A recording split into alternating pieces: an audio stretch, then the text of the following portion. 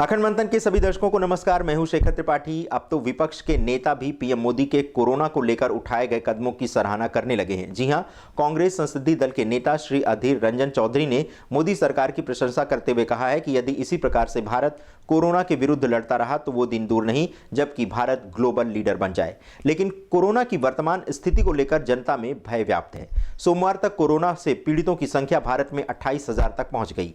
यदि संक्रमितों की संख्या इसी प्रकार बढ़ती रही तो वो दिन दूर नहीं जबकि अगले 21 दिन में भारत में कोरोना संक्रमितों की संख्या 1.5 लाख रोगियों की संख्या से पार कर जाएगी। यदि इसी प्रकार से कोरोना संक्रमितों की वृद्धि होती रही तो 17 मई तक 1,76,000 के पास आंकड़े पहुंच सकते हैं। इस बीच कोरोना को लेकर एक राहत भरा समाचार भी है। कोरोना वायरस के संक्रमण से ठीक होकर 6,184 लोग अब घर पहुंच चुके हैं। इसमें महाराष्ट्र में सबसे अधिक 1076 लोग हैं, जबकि तमिलनाडु में 1020 एवं दिल्ली में 877 लोग कोरोना से ठीक होकर के स्वस्थ हो चुके हैं। इस बीच कोरोना वायरस के कारण लॉकडाउन होने से देश भर में फंसे प्रवासी श्रमिकों की आवाजाही के विषय पर उच्चतम न्यायालय में सुनवाई चल रही है। सोमवार को न्यायालय ने एक जनहित याचिका पर सुनवाई करते हुए श्रमिकों की आवाजाही पर चिंता व्यक्त की। कोर्ट ने कहा कि यदि श्रमिकों की आवाजाही बंद नहीं हुई तो इसे कैसे सत्यापित किया जाए, जबकि अभी गृह मंत्रालय ने श्रमिकों को एक राज्य से दूसरे राज्य में आने जाने को लेकर कोई दिशा निर्देश नहीं दिए हैं।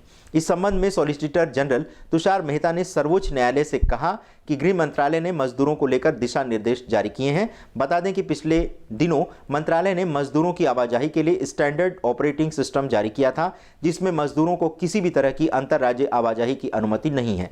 गृह सचिव अजय भल्ला ने कहा था कि लॉकडाउन के कारण से देश के विभिन्न हिस्सों में फंसे हुए मजदूरों को कुछ शर्तों के साथ राज्य के अंदर उनके काम के स्थानों पर जाने की अनुमति दी जाएगी। यद्यपि 3 मई तक बढ़ाए गए लॉकडाउन के दौरान मजदूरों को किसी भी तरह की अंतर राज्य आवाजाही की अनुमति नहीं होगी।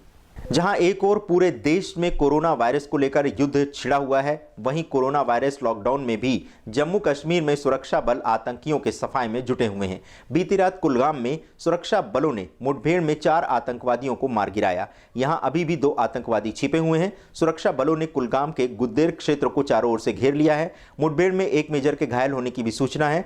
मुठभेड़ स्थल से भारी मात्रा में गोला बारूद प्राप्त किया गया है। कश्मीर जोन पुलिस ने बताया कि इस ऑपरेशन में सेना, सीआरपीएफ और पुलिस के जवानों ने संयुक्त रूप से भाग लिया। आतंकियों के विरुद्ध चलाए गए अभियान में इसे बड़ी सफलता माना जा रहा है। सूत्रों के अनुसार आतंकवादियों ने देर शाम को अस्थल और चेहलान में सेना की 9 राष्ट्रीय राइफल्स की टुकड़ी गश्त कर रही थी। वहीं छिपे आतंकियों ने अचानक उन पर फायरिंग आरंभ कर दी।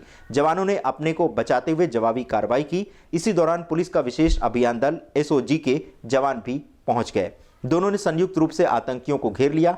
10 बजे पहले 2 आतंकी और उसके आधे घंटे के पश्चात 2 आतंकी और मार गिराए गए।